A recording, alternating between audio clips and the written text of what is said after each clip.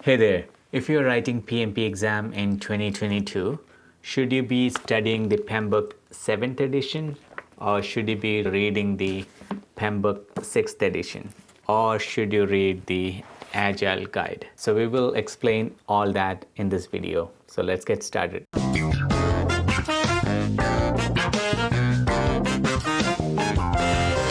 If you're new here, I'm Nikhil, a PMP and CSM certified project manager, and I'm here to help you advance your project management career. I have also an online course, so if you're interested to learn about project management, you can check it out, link in the description below. So let's get started. So if you're planning to write the PMP exam in 2022, what should you study? So PMI suggests that you have to study the PMBOK guide, but as of now, they have not mentioned whether to study the PMBOK 6th or 7th edition. Typically in the past, there is only one version that is active and you have to study that latest version. So when I was writing my PMP exam back in 2011, at that time the latest PMBOK was 4th edition. So it was easy for me. I don't have the 4th edition right now, but it was something like this, a one book that I need to study. It had over 800 pages, so that was the thing that I had to do. But right now with Agile in the picture, PMI has changed and they have added PMBOK 7th edition more to catch up on the Agile side. And also when they released the 6th edition PMBOK, they added this Agile guide. So what does all this mean if you're writing PMP exam this year? So let me break it down for you. So you have to study the PMBOK 6th edition because primarily 6th edition comes in two bundles, the Agile guide and the actual 6th edition itself. So this is a hefty book, you can see the size of it. You have to read this completely, and what this covers is the traditional PMBOK guide, which is waterfall methodology. And to cover the Agile, they have added the Agile practice guide, and this is a very small book. And by combining the Agile guide and the PMBOK 6th edition, PMI covers both the waterfall and the Agile methodology. But it's not over. So in 2021, they also released the PMBOK 7th edition. So you cannot skip this. You still have to read it, but you don't have to worry too much about memorizing or understanding in detail. Just have it a casual read.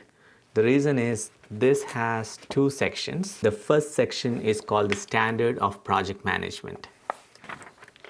And in the Standard for Project Management, it just has two sections and an introduction. Introduction is basically 2 pages, so you don't have to worry too much about it. But the other section is the System for Value Delivery. And the third section is the Project Management Principles. So let me break it down for you what those two are. In the System for Value Delivery, they have further broken it down into 5 sections. The first one is Creating Value. This section describes how the project operates within a system to produce value for organizations and their stakeholders. So PMI is slowly moving away from the rigid processes that they have mentioned in the PMBOK, and they are more looking towards value oriented. You have to provide value to the organization. It doesn't matter whether you follow strictly what PMI has laid out, but at the end of the day, if you're not providing value, then it doesn't add much towards what you're doing. So creating a value means there is an existing product line in your organization and your project has to add some value. If you are completing the project, then your project should add some value to whatever is existing or add new features or services to that existing line of delivery or product. And the second thing is organizational governance system. So you have to define and tailor how you're going to make decisions for the organization. So whatever governance system that the organization has defined, you have to incorporate that into your project.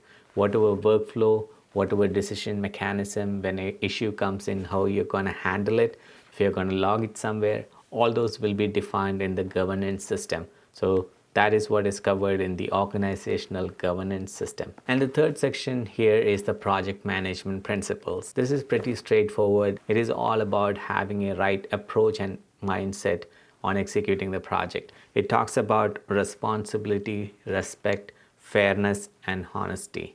So all these are basically emotional intelligence or things you should be doing as a regular person, project manager, or a leader. And PMI says that these are closely aligned with the 12 principles of code of conduct defined in the PMI. So this is at a high level showing right stewardship and caring and respectful for the team and others, and executing the project in a very honest and respectful way. And the second part of the PMBOK 7th edition covers the project management body of knowledge.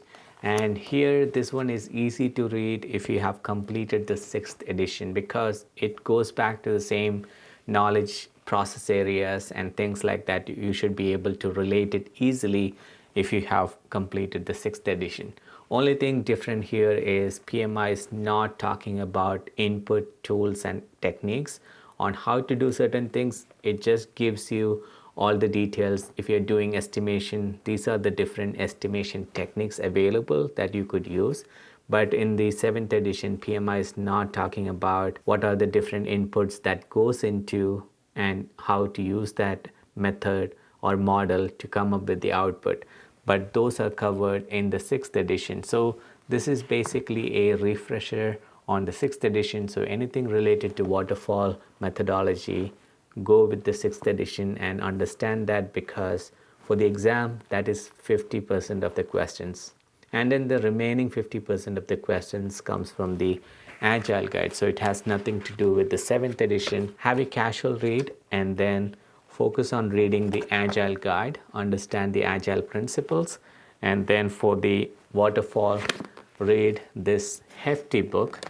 This is much bigger compared to what I had to read for 4th edition, but this remains unchanged. It has all the processes, tools, and techniques and everything that PMI always had in the previous edition. So you can continue to read. So if you have started the PMP exam preparation even before 2021, don't worry about the book changes. All those what you studied in prior editions is still valid in the 6th edition. The only addition is that now you have an Agile guide that comes with the 6th edition, and this covers 50% of it, which is good and bad because it's such a small thing and you can definitely get 50% covered by studying this. That's a good thing. And then this is a casual read. You don't have to memorize anything. Once you read all 3 books, then you're ready. And the key thing is that you have to make sure you are doing enough tests. So continue practicing tests and make sure you are scoring consistently about 80%. And that's all to it. As long as you are comfortable practicing the exam and reviewing where you went wrong and understand why you got it wrong in the first place, and then come back, take the test, and repeat it until you score consistently above 80%. And then you should be ready to go to write the PMP exam. So that's a quick, very high level summary of which book you should be reading for PMP exam if you're planning to write in 2022 or beyond until the next PMBOK edition comes along. Alright guys, that's all for this video. Hope this helped. And if you have any questions, let me know in the comment section below.